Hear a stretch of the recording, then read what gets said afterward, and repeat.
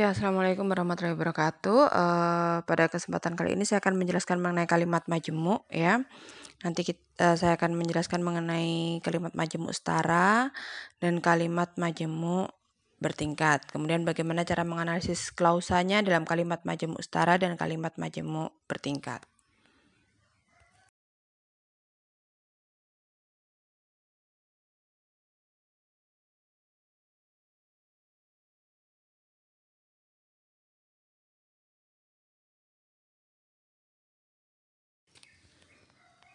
Oke, di sini ada pengertian kalimat majemuk menurut 3 tokoh ya.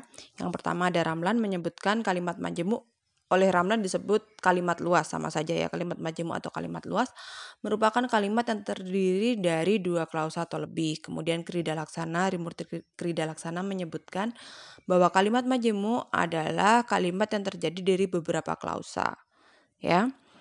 Kemudian yang ketiga ada tokoh Lamuddin Finoza, di sini menyebutkan bahwa kalimat majemuk merupakan kalimat yang merupakan gabungan dari 2 atau lebih kalimat tunggal ya. Jadi memang kalimat majemuk itu ada beberapa kalimat tunggal kemudian digabungkan. Kenapa? Agar lebih efektif gitu ya. Kalimatnya agar lebih efektif.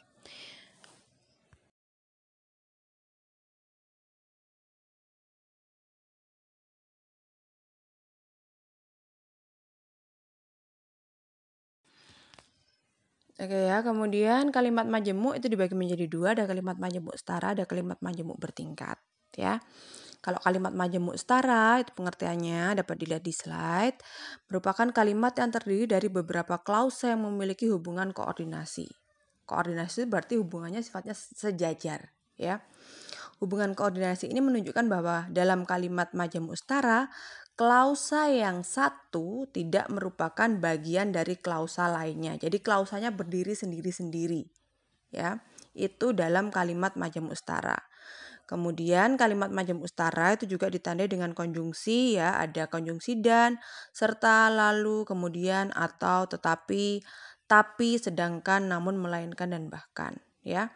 Ini kalau saya dulu biar saya lebih mudah menganalisis kalimat itu biasanya saya menghafalkan konjungsinya. Mau nggak mau saya hafalkan. Ketika saya sudah hafal saya lebih mudah menentukan oh ini termasuk kalimat majemuk setara, ini termasuk kalimat majemuk bertingkat ya. Jadi kalau saran saya sih memang harus dihafalkan untuk konjungsinya.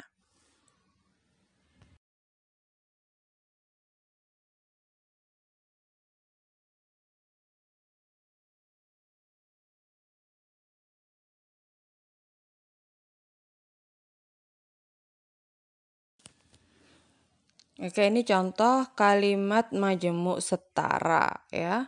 Ini beberapa kalimat sudah saya contohkan di materi yang sebelumnya ya, di materi yang kalimat. Yang nomor 1, 2, 3, 4, 5 itu sudah saya berikan di materi sebelumnya ya. Yang nomor 5 itu ditandai dengan adanya konjungsi tapi. Berarti ada 2 klausa ya. Ada klausa yang pertama, orang itu sangat ramah ya. Klausa yang kedua, adiknya sangat pendiam. Kemudian yang keenam, ada klausa atau ya.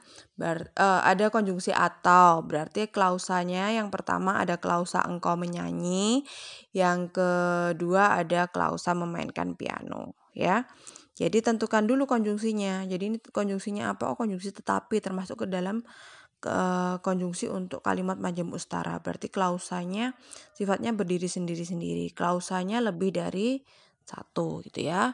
Itu merupakan beberapa contoh dari kalimat majemuk setara.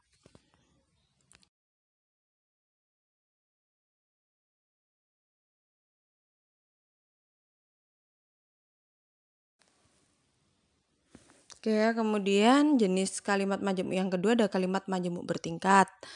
Pengertiannya merupakan kalimat terdiri dari klausa yang mempunyai hubungan subordinasi. Jadi subordinasi itu ada atasan ada bawahan, bertingkat gitu ya. Koordinasinya secara sub. Jadi ada tingkatannya. Hubungan subordinasi ini menunjukkan bahwa dalam kalimat majemuk bertingkat, klausa yang satu merupakan bagian dari klausa yang lain ya. klausa yang menjadi bagian dari klausa lain disebut sebagai klausa bawahan, sedangkan klausa lainnya disebut sebagai klausa inti. Ini kalau kalian dulu belajar di tingkat SD, SMP, SMA, klausa bawahan itu disebut sebagai anak kalimat. Klausa inti itu disebut sebagai induk kalimat. Ya, kalau kalian masih ingat ya. Jadi ada anak kalimat, ada induk kalimat dalam kalimat majemuk bertingkat. Sekarang istilahnya diganti. Lebih bersifat linguistik gitu ya istilahnya. Jadi ada klausa bawahan, ada klausa inti. Klausa bawahan itu disebut juga dengan anak kalimat, klausa inti itu disebut juga dengan induk kalimat.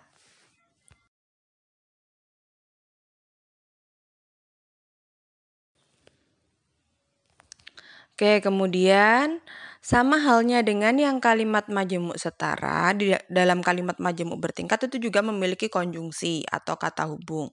Nah, ini juga sama, kalau pengalaman saya dulu waktu kuliah, waktu S1, saya juga pasti menghafalkan, jadi saya hafalkan konjungsinya ya. Konjungsi dalam kalimat majemuk bertingkat itu contohnya ada kata bahwa, ketika, sehingga, jika, seandainya, agar, supaya, dan lain sebagainya. Itu ya bisa kalian baca. Nah, kemudian ini contohnya ya. Contohnya. Contoh Contoh kalimat majemuk bertingkat.